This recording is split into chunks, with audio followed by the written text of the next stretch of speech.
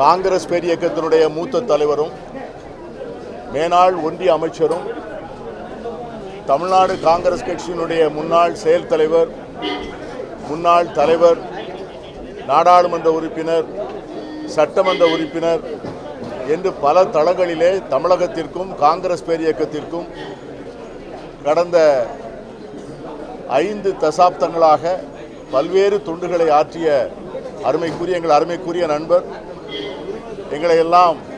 நாங்களெல்லாம் அன்பாக தன்மான தலைவர் என்று பாசத்தோடு அழைக்கப்படக்கூடிய எங்கள் அருமைக்குரிய சகோதரர் EVKS இளங்கோவன் அவர்கள் மறைந்தது காங்கிரஸ் பேரியக்கத்திற்கும் அவருடைய குடும்பத்திற்கும் பேரிழப்பு.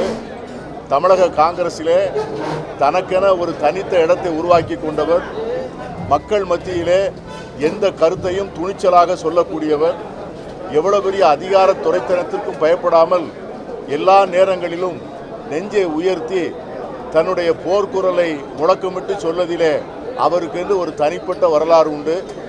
அப்படிப்பட்ட ஒரு அருமையான தலைவர், தமிழக மக்களுடைய பொது வாழ்க்கைக்கு நிரம்ப பங்காற்றியவர், பொதுமக்களுடைய பிரச்சனைகளை வலுவாக எடுத்துரைத்தவர், அன்னை சோனியா காந்தி அவர்களுடைய அன்பை பெற்றவர், தலைவர் ராகுல் காந்தி அவருடைய ஆதரவை பெற்றவர்.